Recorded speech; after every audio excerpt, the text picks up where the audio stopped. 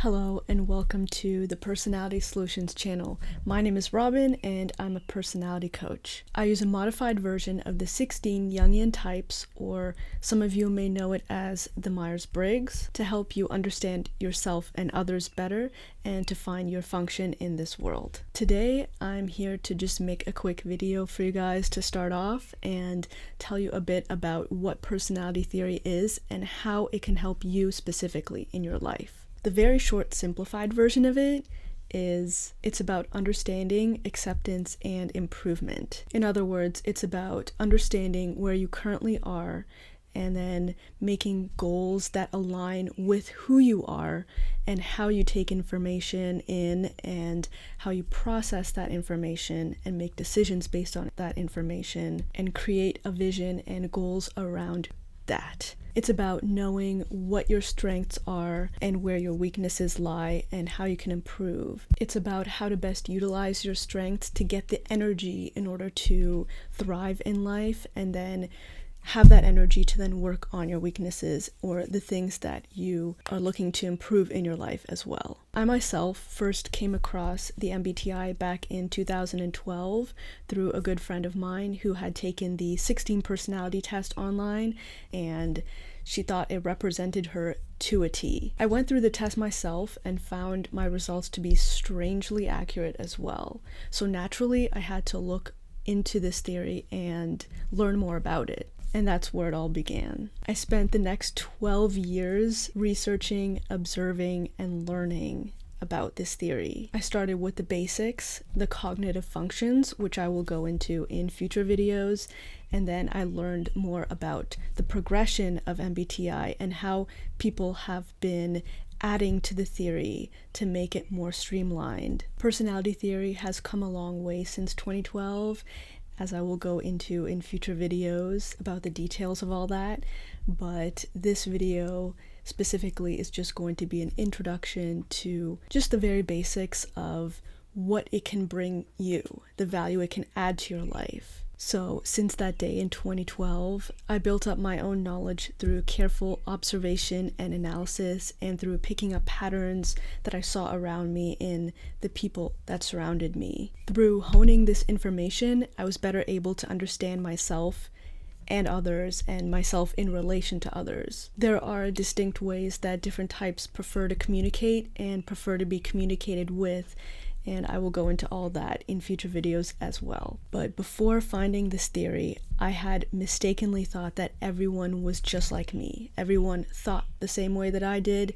Everyone viewed the world through the same lens that I did, took in information the same way that I did, and processed it the same way that I did. But personality theory helped me see just how wrong I was. Over the course of the past years I spent introducing this valuable tool to others, I've had many varied responses to it. People have shared with me how much it's helped them in their lives as well as their relationships, but a few others have told me their reasons to stay away from it. One of the most common reasons I've heard is that they don't want to be put in a box, or they don't want to put people in a box. To that, I always tell people that personality theory is merely a tool, and like any tool, it depends on how you use it. When used properly, it's not about limiting yourself or other people or putting yourself or others in a box. It's actually quite the opposite. It's about truly acknowledging the differences that exist between people, the way they think, the way they process information, the way they make decisions. It's about understanding these differences and accepting people for who they are. And it's using this knowledge to find your unique place in the world, so everyone can contribute in their own unique way. From my own personal experience,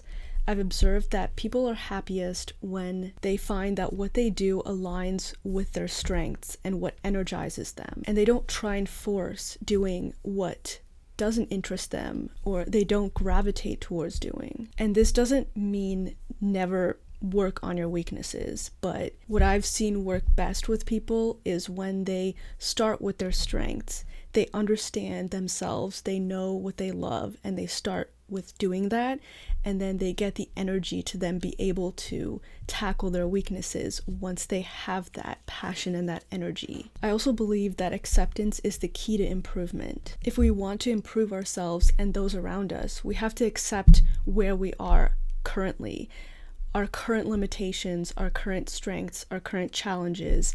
And once we do that, once we find our baseline, we'll be able to then improve. And this is where personality theory comes in. The progression that personality theory takes you through, in my opinion, is first awareness, then understanding, and then acknowledgement, and then acceptance, and then improvement. So first, you become aware. You become aware of your strengths and weaknesses and of those around you. Then you gain the understanding of that. Then you acknowledge that. You don't ignore it. And then, of course, you accept it. And then once you have that baseline, then you can work to improve from where you are. One of the most common questions I get, funnily enough, is what is the best personality type? The answer to that is there is no best or worst personality type. Every personality type has its set of strengths and weaknesses and pros and cons. As I mentioned before, it's about finding your own unique type, how you uniquely contribute to the world. Personality theory is also a very useful tool for communication.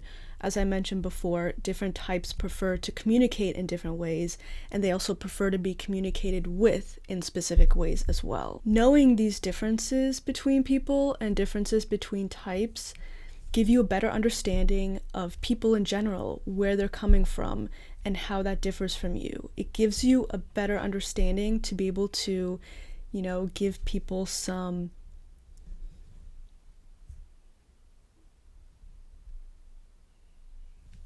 leeway. It helps reduce judgment and misunderstandings between people. Like, for example, you might approach a problem in a certain way and someone else might approach it in a different way.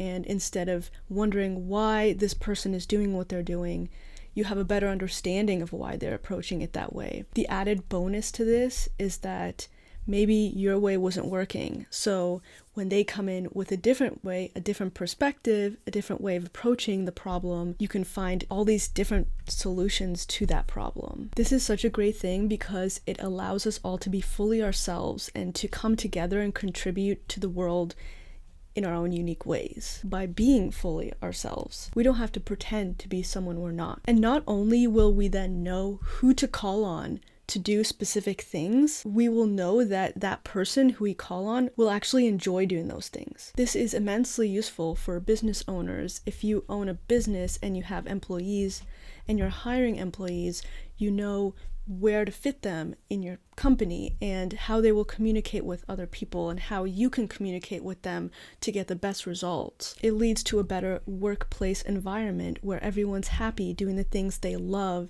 working from their strengths, and then everything operates a lot more efficiently. There's also reduced misunderstandings between your employees as well. When all your employees understand where the other is coming from, delegating tasks and working together becomes all the more easy, simple, and fun. And then everyone is fulfilled by their work. It's a win-win. But again, don't mistake me saying working to our strengths for an excuse not to improve on our weaknesses as well. Everyone has their own natural weaknesses and tendencies, and it is good to work on them. But there is a difference between being aware of our weaknesses and working on them versus working from our weaknesses. What I've seen to be the best approach is to start with your strengths and build on your strengths, build on that energy. And once you have gathered all that energy, then you can use that energy to then tackle your weaknesses and learn more about your blind spots and how you can improve and grow as a person.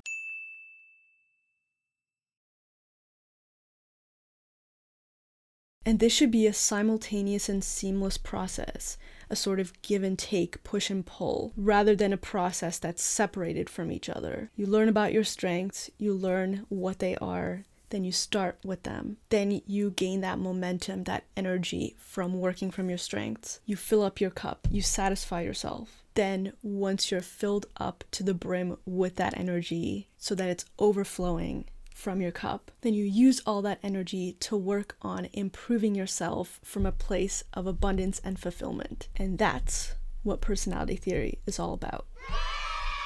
If you're interested in learning more, then feel free to subscribe to this channel. There's a lot more information that's coming your way. And if you're interested in beginning your journey, finding your own unique type, and coaching through the lens of personality theory, then check out the description below. Thank you all for watching, and I will see you in all the videos to come. Bye for now.